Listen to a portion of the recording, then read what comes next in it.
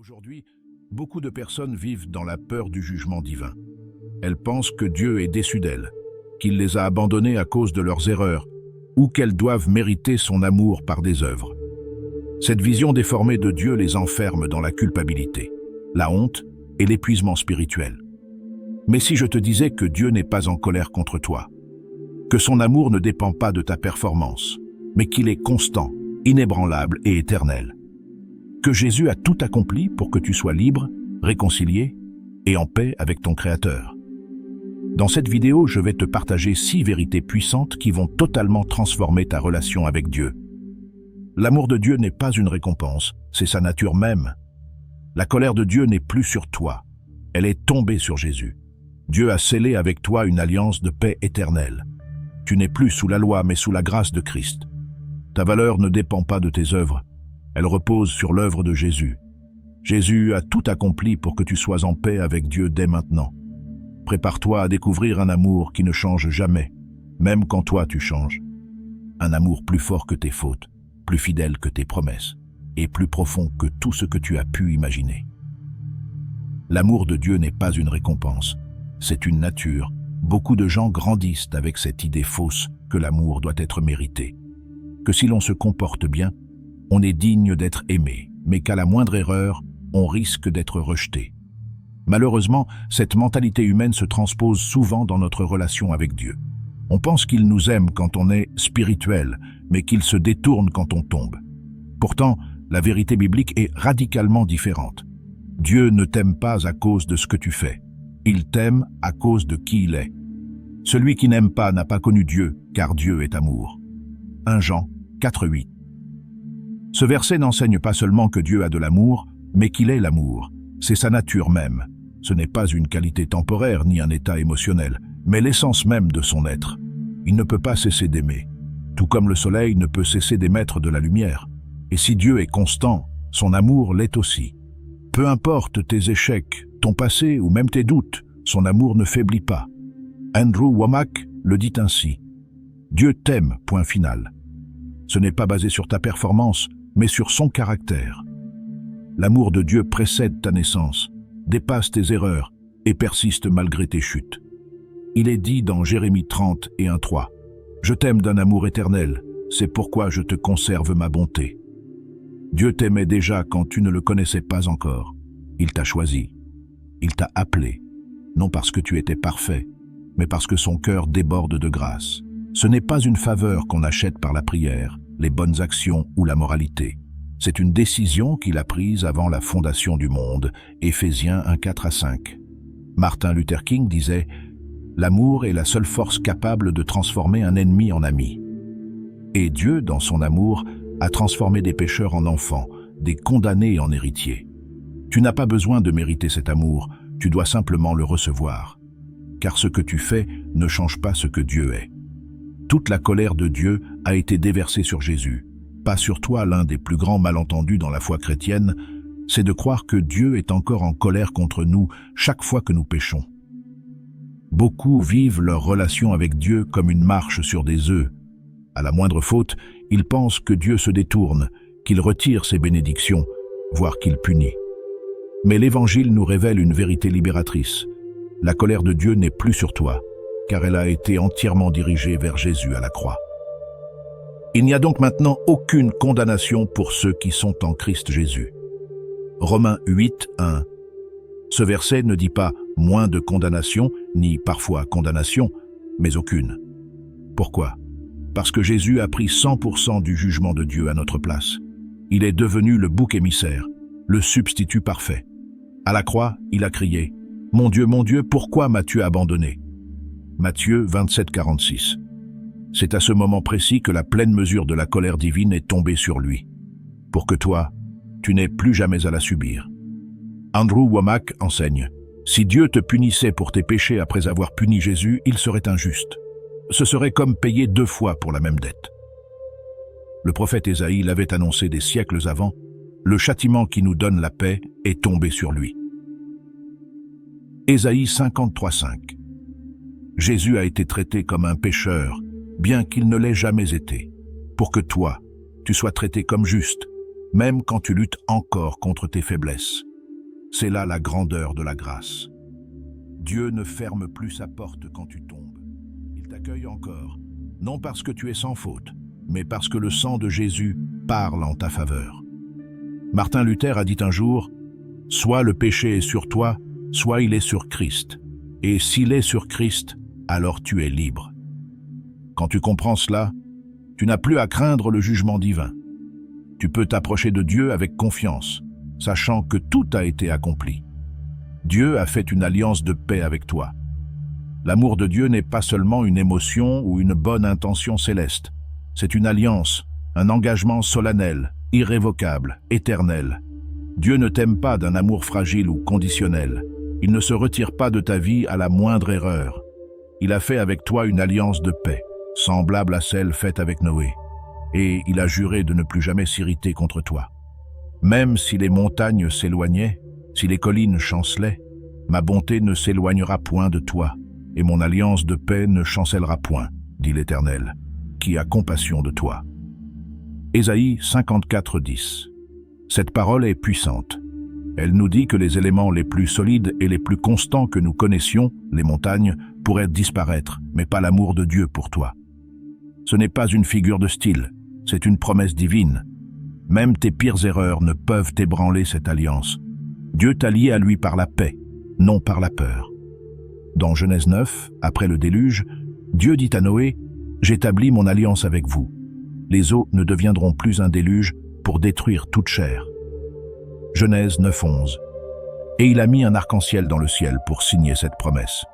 Cette alliance était inconditionnelle. Dieu n'a pas dit « Si vous êtes sages, je ne détruirai plus ». Il a simplement promis, par grâce. Aujourd'hui encore, cet arc-en-ciel est le rappel de la fidélité d'un Dieu qui ne revient pas sur ses engagements. Andrew Wommack explique « Dieu a juré par lui-même, car il n'y avait personne de plus grand. Il a scellé cette paix non pas selon ton comportement, mais selon la croix de Jésus. » Cette paix n'est pas seulement l'absence de guerre, c'est la réconciliation totale entre toi et Dieu. C'est la fin de l'hostilité spirituelle. Il ne te voit plus comme un pécheur à juger, mais comme un enfant à aimer. Justifiés par la foi, nous avons la paix avec Dieu par notre Seigneur Jésus-Christ. Romains 5. Même si tu tombes, même si tu doutes, Dieu ne change pas de camp. Son alliance tient. Il reste ton refuge, ton Père, ton Sauveur. Et cette paix est désormais irrévocable. Tu n'es plus sous la loi, mais sous la grâce. La loi, telle qu'elle était présentée dans l'Ancien Testament, fonctionnait comme un contrat conditionnel. Si tu fais cela, tu vivras. Si tu ne le fais pas, tu mourras. C'était une alliance fondée sur la performance humaine. En résumé, obéis et tu seras béni. Désobéis et tu seras maudit. Deutéronome 28. Cette loi avait une utilité. Elle révélait le péché. Romains 3:20 et montrait à l'homme qu'il avait besoin d'un sauveur. Mais elle ne pouvait pas donner la vie. Avec Jésus, quelque chose de radicalement nouveau est arrivé. Dieu a instauré une nouvelle alliance, non plus fondée sur ce que tu fais, mais sur ce que Christ a déjà accompli. Ce n'est plus ta justice qui te rend agréable à Dieu, mais celle de Jésus-Christ. Voilà ce qu'on appelle la grâce. Car le péché n'aura point de pouvoir sur vous, puisque vous êtes, non sous la loi, mais sous la grâce. Romains 6:14. Être sous la grâce, c'est comprendre que Dieu ne te bénit pas parce que tu as tout fait correctement, mais parce que Jésus a tout fait parfaitement pour toi. C'est vivre avec la conscience que tu es accepté, justifié et aimé, même quand tu te sens imparfait. Ce n'est pas une licence pour pécher, mais une puissance pour vivre transformé. Martin Luther disait « La loi dit « Fais ceci » et cela n'est jamais fait. La grâce dit « Tout est fait » et par conséquent, tu es libre de faire. La loi était comme un miroir. Elle montrait ton péché, mais ne pouvait pas te nettoyer. La grâce, elle, te lave et te renouvelle. Elle t'enseigne à dire non au mal et à vivre dans la lumière. Tite 2:12-11-12. Tu n'es plus esclave d'un système de règles. Tu es libre de vivre par amour pour Dieu, et non par peur de lui. Or, le Seigneur, c'est l'Esprit.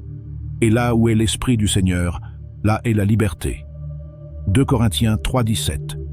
Sous la loi, tu obéissais pour être accepté. Sous la grâce, tu obéis parce que tu es déjà accepté. Et cette liberté-là change tout. Elle fait naître une relation d'amour, et non une religion de peur. Ta valeur ne dépend pas de tes œuvres, mais de Christ. L'une des plus grandes illusions que beaucoup de croyants entretiennent, c'est qu'ils doivent faire pour être. Prier plus, jeûner plus, mieux se comporter, lutter contre le péché avec plus de rigueur, tout cela dans l'espoir inconscient de devenir assez bien pour mériter l'amour ou l'attention de Dieu. Pourtant, cette logique est complètement contraire à l'Évangile. Ta valeur aux yeux de Dieu ne dépend pas de ta performance, mais de l'œuvre de Christ. Mais Dieu prouve son amour envers nous, en ce que, lorsque nous étions encore des pécheurs, Christ est mort pour nous. Romains 5:8. Dieu ne t'a pas attendu pour t'aimer. Il n'a pas attendu que tu sois suffisamment saint pour te tendre la main. Il l'a fait alors que tu étais encore brisé, perdu, indigne à tes propres yeux. Ce verset seul détruit la pensée selon laquelle notre conduite définit notre importance spirituelle. Ta valeur est ancrée dans la croix. Andrew Wommack affirme « Tu ne peux rien faire pour que Dieu t'aime plus, et tu ne peux rien faire pour qu'il t'aime moins. Son amour pour toi est constant, parce qu'il est fondé sur Jésus, pas sur toi. » C'est une vérité bouleversante. Dieu t'aime aujourd'hui autant qu'il t'aimera dans l'éternité. Il ne t'aimera pas plus quand tu seras plus mature, ni moins quand tu chutes. En Christ, tu as été revêtu de sa justice. 2 Corinthiens 5, 20 et 1. Cela signifie que quand Dieu te regarde, il voit Jésus. Pas tes fautes, pas tes échecs, mais la perfection de son Fils. Arrête donc de te comparer aux autres. Tu n'es pas plus aimé parce que tu pries plus, ni moins béni parce que tu tombes, parfois. Tu n'es pas un produit de ta performance, tu es le fruit de sa grâce. Martin Luther King a dit « La véritable grandeur de l'homme ne se mesure pas à ses œuvres visibles, mais à la profondeur de son engagement envers une vérité plus grande que lui. » Et cette vérité, c'est que ta valeur est établie par ce que Jésus a fait, pas par ce que tu fais. Voilà ce qui te donne la paix, la joie et l'assurance d'être aimé, aujourd'hui et pour toujours. Jésus a tout accompli pour que tu sois en paix avec Dieu. Quand Jésus a crié sur la croix, « Tout est accompli » Jean 19:30. Ce n'était pas une simple parole finale avant de mourir. C'était une déclaration triomphante, une annonce au ciel, à la terre et à l'enfer que le plan de rédemption était terminé, scellé, parfait. Il n'a rien laissé d'inachevé. Il n'a pas dit « J'ai fait ma part, à vous de faire le reste ». Non. Il a tout pris, tout payé, tout porté, pour que toi, tu sois en paix avec Dieu. Il a plu à Dieu de tout réconcilier avec lui-même par Christ, en faisant la paix par le sang de sa croix. Colossiens 1:20. La paix avec Dieu n'est pas le fruit de tes efforts spirituels. Ce n'est pas le résultat d'une religion stricte ni d'une moralité parfaite. Elle est le fruit du sang versé par Jésus-Christ. Par son sacrifice, le mur de séparation entre Dieu et toi a été brisé. Éphésiens 2:14. Il n'y a plus de barrière, plus de distance, plus de condamnation. Tu peux maintenant vivre sans culpabilité, sans peur du rejet, avec une pleine assurance. Non pas parce que tu es sans faute, mais parce que Jésus t'a rendu irréprochable devant Dieu. Colossiens 1:22. C'est une paix profonde, stable, qui ne dépend pas des circonstances, mais de l'œuvre terminée à la croix. Andrew Wommack résume cela ainsi. Beaucoup de chrétiens croient que Jésus a commencé leur salut, mais qu'ils doivent le terminer. Non, il a tout accompli. Tout. La religion dit « Fais plus pour que Dieu t'accepte ». L'Évangile dit « Tout est déjà fait. Maintenant vis dans cette liberté ». Cette paix n'est pas simplement intérieure. C'est une position spirituelle. Tu es désormais ami de Dieu, Jean 15:15, enfant de Dieu, Jean 1:12, héritier de Dieu, Romains 8:17. Tu n'as plus à mendier son attention ni à craindre son silence. Il est avec toi, il est pour toi. Comme le disait Charles Spurgeon, repose-toi sur ce fait glorieux. L'œuvre qui te sauve est achevée. Jésus n'a rien laissé à moitié. Alors vis chaque jour avec cette certitude. Tu es en paix avec Dieu, une paix scellée dans l'éternité par le sang de Jésus.